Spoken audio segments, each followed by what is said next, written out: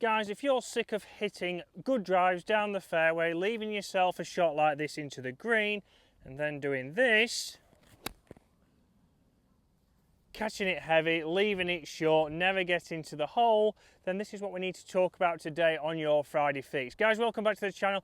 On a Friday, all we do on this channel is try and give you something to go into the weekend with to help you lower your scores, and that's exactly what we're doing here today. So the first thing we need to think about when we're pitching and we're hitting shots like this, I have 85 yards in here, so it's not a full shot for me, and I'm trying to think about then what club I am using. But at setup, the first thing we want to look at is stance width. What we see from a lot of people is the stance is as wide as a full shot, whether you're hitting a 4-iron or you're hitting a little pitch shot. It's nice and wide, and from here what we see is people move off the ball and they can't time that. So they move the low point, they never get the weight transferred all the way back, and we don't get the strike. So from this kind of distance, we want to think about my stance width being a couple of club heads wide. From there, we want to get the weight on the left. The ball position is going to be centered or just back, but then I'm getting my sternum ahead of the ball, and then from here we're going to be able to make a nice motion and keep that weight left and make it look a lot more effortless because we're not using a full swing,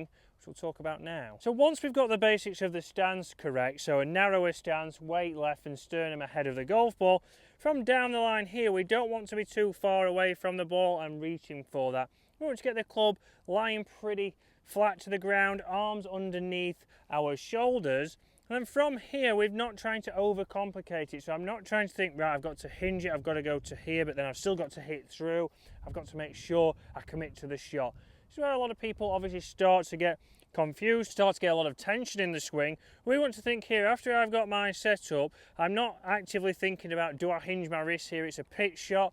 I just want you to think that's naturally going to happen. I want you to think that it's nice and wide, and we're making sure the main focus is turning the body. The body is often a thing that is missed out when you're talking about this area. Everyone thinks, right, okay, I've got to go to this position here, and then we throw the hands at it. We don't turn through, we then hit it before, we then thin it, we then top it.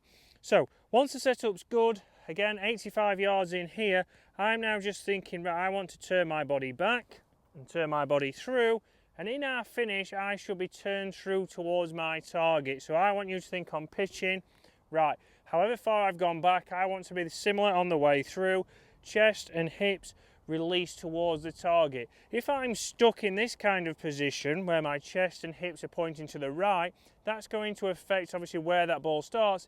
It's also going to affect how that ball launches. You'll see if I can get my body to turn nicely here and just keep it nice and smooth, rotate the body, you will see that I will come in with some forward shaft lean, I'll come in with the club face square, but I'm also pressuring that golf ball. If I don't turn my body, what we often start to see is a return like this. So a lot of loft, and that's the ones that go really high, don't make the distance, and if they do make the distance, they've got no real spin control, so it's very hard to judge. So once we're in this setup, I want you to think, okay, control that body, just turn that body back.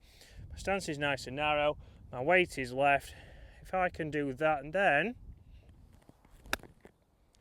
I can get a nice flight, launches nice and low, lands on the green, and second bounce has a little bit of spin, so stops pin high there.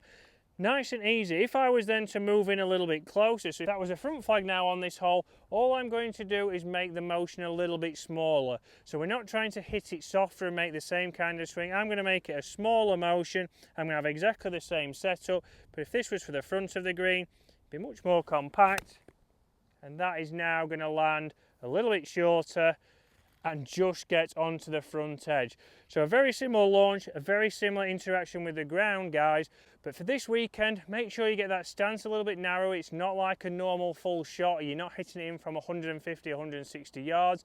And then from there, focus on the body turning and being able to control your finish, because that will help you control your ball flight, control your spin, and hopefully get you on the green and lowering your scores this weekend.